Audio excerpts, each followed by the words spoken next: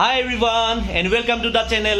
আৰু আজি দিনটো বহুতেই স্পেশাল দিন হয় কাৰণ আজি মা লক্ষ্মীমাৰ পূজা হয় আৰু মা লক্ষ্মী দেৱীক পূজা কৰিব লাগে আজি দিনটোত হেবলি আমি ঘৰতে অকমান পূজা এটা আয়োজন কৰিছো আৰু তাৰ বাবে আমি অলপ বজাৰত ওলাই গৈছিলো আৰু অলপ বজাৰ সজাৰ কৰি আহিলো আৰু কি বজাৰ কৰিলো কি কৰা নাই আপোনালোকক দেখাই আছো ভিডিওটো চাই থাকক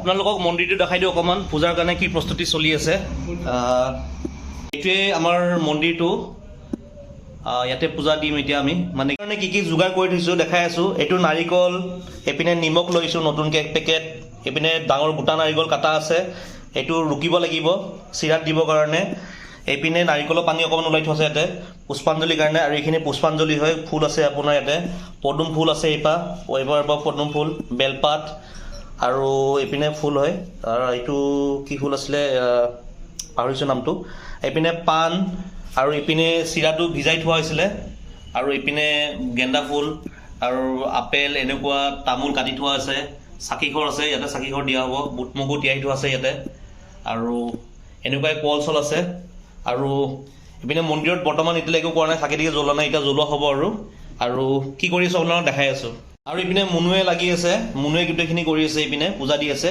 আজি মানে মাও নাই ঘৰত মা গৈছে অলপ বাহিৰত বাইদেউহঁতৰ ঘৰত আছিলে তো মুনুৱে দি আছে পূজাটো শৰাইখন এতিয়ালৈ দিয়া হোৱা নাই এতিয়া সজাইছে আৰু এটা চাকি দেখি জ্বলা নাই এতিয়া চাকি জ্বলাব আৰু লাহে ধীৰে এপিনে মুনুৱে পূজাটো দিব চাকি জ্বলাব ধুনীয়াকৈ আৰু দেখাই আছো আপোনালোকক আৰু ইয়াৰ নাৰিকল পূজাত লাগিব নাৰিকল সেইটো ফালো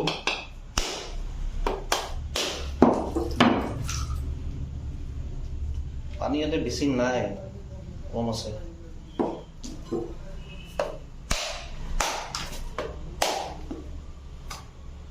নাৰিকলটো কিন্তু বৰ ধুনীয়া আছে দাঁত আছে আৰু এটা আছে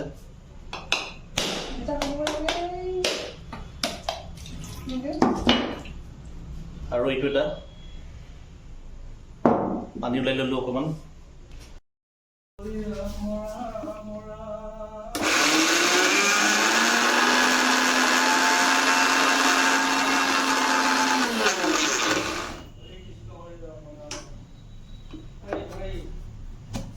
এয়া নাৰিকলটো গুড়া কৰি ললো চিৰাত দিবৰ কাৰণে নাৰিকলটো গুড়া কৰি ললো সব মজা আহিছে ন চাকি বন্তি জ্বলোৱা হৈ আছে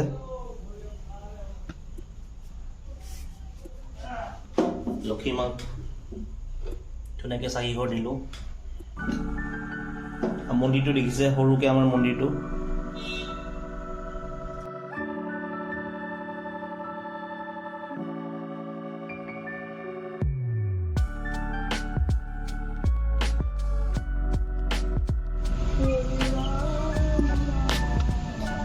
আৰু বাহিৰতো ইয়াতে আপোনাৰ তুলসী গছজোপা ইয়াতে আছে আমাৰ, ইয়াতে দি আছে তুলসী গছজোপা। আৰু মেইনলি আপোনাৰ আজি তুলসী গছতে চাকি জ্বলায়, কিন্তু আমি ইয়াতে দিলোঁ। আৰু অথনি যেন কিনি আনিছিলোঁ এইটো এনেকৈ ইয়াতে লগাই দিলোঁ, কেনেকৈ আমাৰ সেনেকুৱা স্পেচ নাই, জাগা নাই। আৰু এনেকুৱা যদি এইবিলাকত যদি দিওঁ ভৰি দি গছকি দিব, তো সেইকাৰণে ইয়াতে লগাই দিলোঁ। আৰু তুলসীজোপাও ইয়াতে আছে আমাৰ, চাকি বন্তি ইয়াতে দিয়া হৈ গ'ল এইজোপা।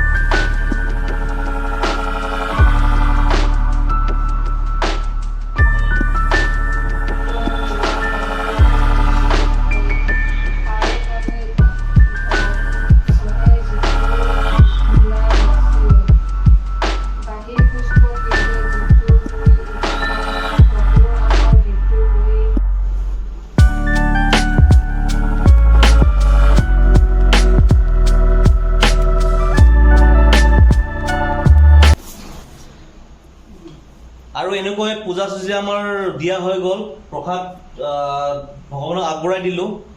আৰু এতিয়া ফুটটো লগাই লওঁ। আৰু ভগৱানক ফুট চুট লগাই ল'লোঁ, প্ৰসাদটো আগবঢ়াই থোৱা আছিলে ভগৱানক, আৰু এতিয়া বিলাব প্ৰসাদ। আৰু এনেকৈ পূজাটো সম্পন্ন কৰা হ'ল। আৰু মেইনলি মুনু এইটো যেন হেৰি নকৰিলে, এইটো এইটো কি 1 বছৰ হোৱা নাই? হোৱাই নাই এতিয়ালৈ পূজা দিয়া? আচ্ছা, মেইন এটা বস্তু অলপ দেখাই দিওঁ। এই লক্ষী মাৰ কাৰণে এই ধানটো বিশেষ জৰুৰী হয়।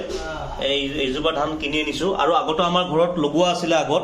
আৰু এইটো ধানটো বোলে আপোনাৰ আজি লগোৱা নহয়, এইটো 3 দিন পিছত এই ঘৰটো যেন আছে, ঘৰটো এইটো 3 দিন পিছতে আপোনাক ইয়াক বিসৰ্জন দিয়া হ'ব। তাৰপিছতহে আপোনাক মানে কি এইজোপা আগত য'ত লগাইছিলোঁ আমি ঘৰৰ দুৱাৰমুখত, তাতে মানে কি নতুনকৈ সেইজোপা খুলি কিনে এইজোপা লগোৱা হ'ব। আৰু আগত ক'ত লগোৱা আছিলে মই আপোনালোকক দেখাই আছোঁ।